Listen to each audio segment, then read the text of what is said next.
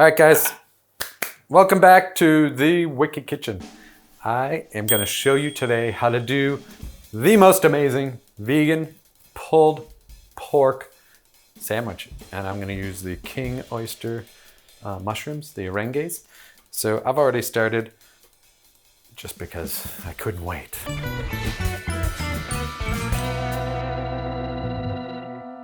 You can do this also, I've seen it done with like jackfruit and other kind of mushrooms. You can actually use the cluster mushrooms to do this as well if you pull apart all the leaves. They're a little bit more wet, so it might take a little bit longer to cook in the oven. These ones I find are perfect for what we're doing. So I'm only gonna use, I bought a bunch of these. I'm gonna use 6, all right? Super easy. You need a fork and you need a mushroom and you need a cutting board. So just gonna run the fork along the fibers of the mushroom. I'm just gonna pull these across just like this, and look at that. It already looks like shredded chicken. Just do this quickly. You can do this ahead of time. You can put them in a bag, store them, have them ready to go. Now I just take the rest of it and just break it apart, pull it apart. See that? So I don't have a ton of time. I wanna make this in less than 30 minutes. So again, just ripping the head off the mushroom, pulling those little fibers and muscly parts out. It's perfect, awesome. But I'm gonna light this stove here. I wanna heat it up in the pan because I wanna get a nice quick sear on it and some crispy bits going.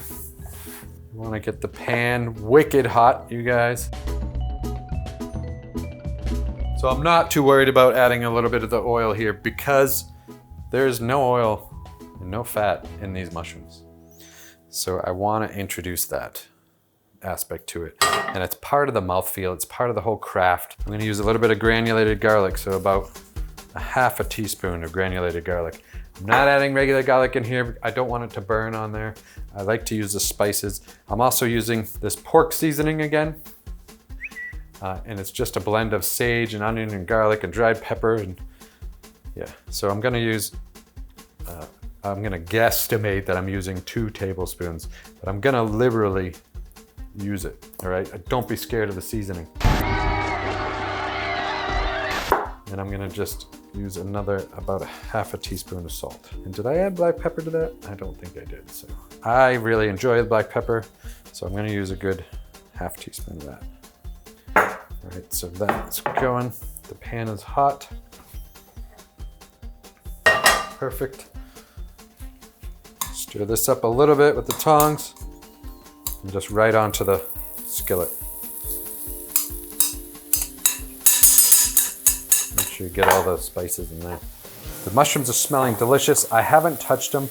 One of the things I really like to try is practice patience in a pan, I call it.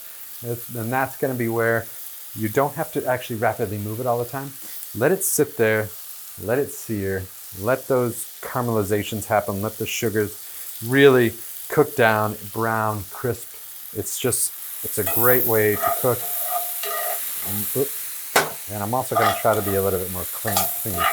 So you'll see as I turn it over, some of the brown bits really looking good.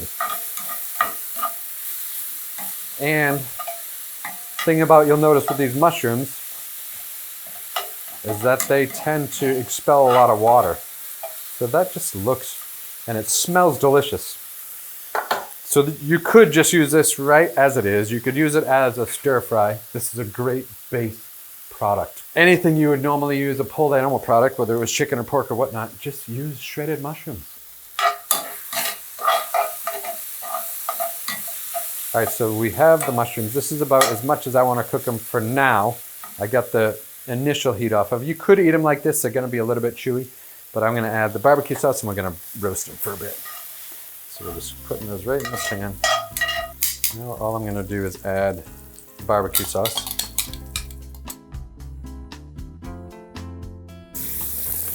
And all I want to do is just use the rest of that barbecue sauce. Mix it in here. This beer will add a little bit more flavor.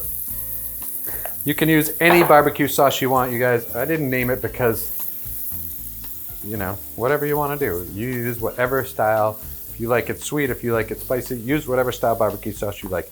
I'm just adding the beer. A little amount of beer to thin it out is never gonna hurt anything and only gonna make it better.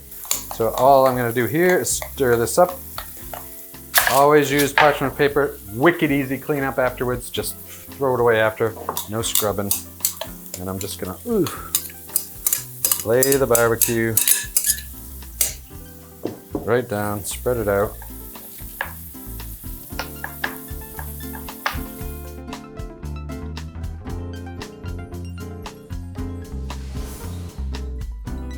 Only a couple minutes left for to pull out the barbecue pulled pork with the mushrooms. What I'm gonna do to show you how to bring this even next level is to make sure you have a nice soft squishy bun.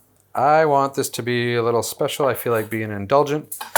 So you don't have to do this process, but you know, if you do, it's all the better. What I'm gonna do is just make some toasted buns. Because I like going that next level, again, you don't have to. If you don't think this is healthy, then don't eat it and make something else.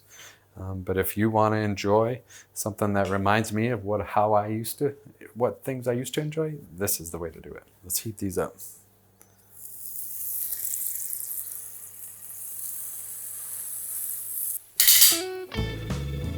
And pulled mushrooms, you guys, these look amazing. They smell delicious. Check this out. Let's just admire that for a second, okay? Oh, yes, yes. I'm so excited to make this.